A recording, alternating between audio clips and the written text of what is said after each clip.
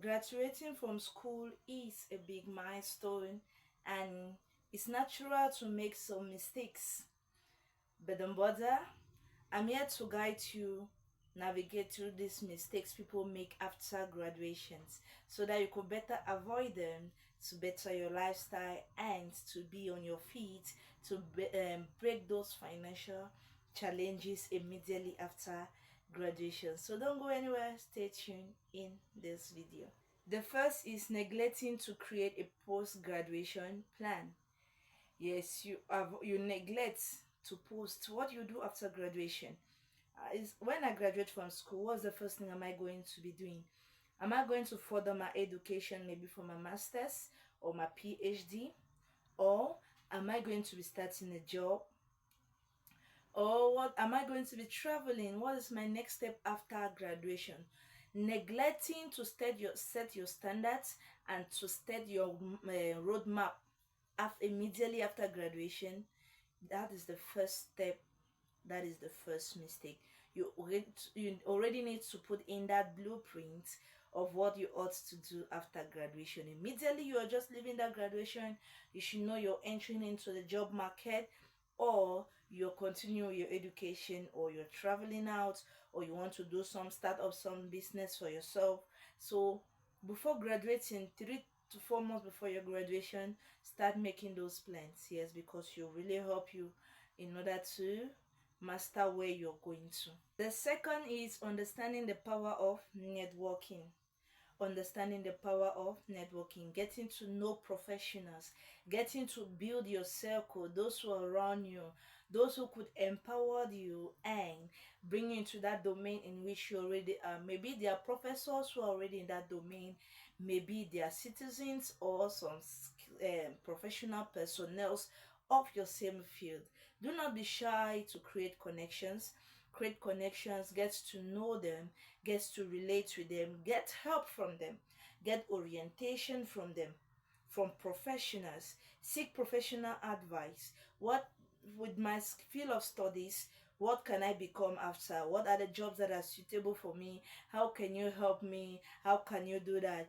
So create all that and cling to them and make good friends, good relation. Let your network of friends be perfect. Do not make friends with smokers, people who are into drugs, people who are into alcoholism, people who are just there, they don't know their future, they don't know their tomorrow. Or maybe they think because they are in a rich family, they don't need to struggle. But remember your background, so get to create your network. I'm not saying that also should I not make a friend with a poor person. You're free to make a friend with a poor person, but can that poor person give you a connection? So just think about that. That was the second mistake that students do. They fail.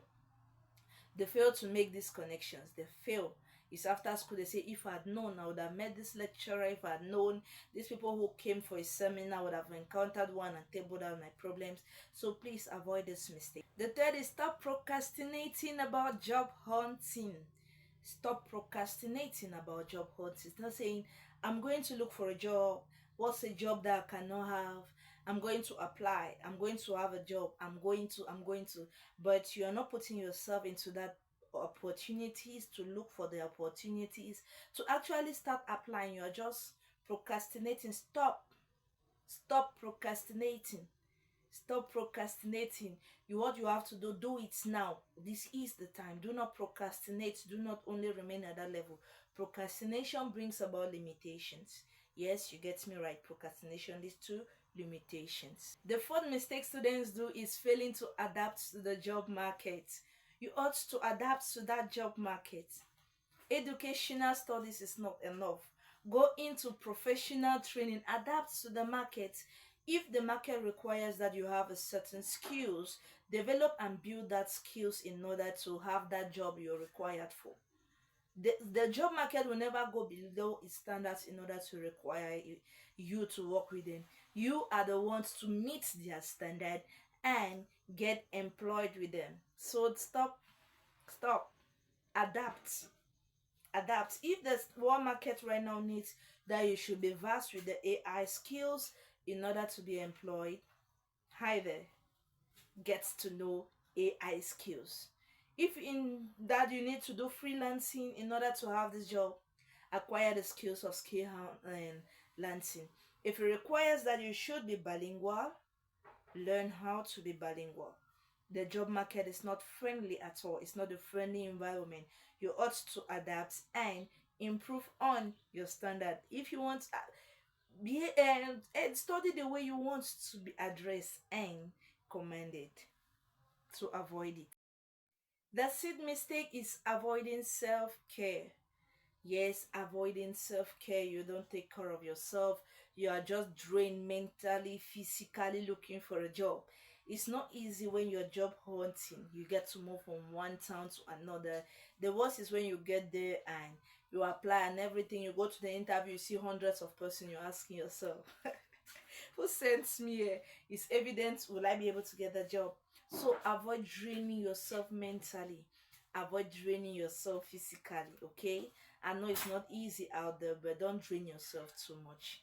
You can do it. I believe in you, and you ought to believe in yourself too. The 7 mistakes students have made after graduation is not exploring different career paths. Yes, it's because I studied accountancy, I must be an accountant, I must always, I must. No, don't limit yourself into that domain. Study other career paths. Get to self improve yourself, do self development. Do not rely on what you study in school. Yeah, people who are engineering, they studied engineering today, but they're into a completely different field. So try to exploit your skills.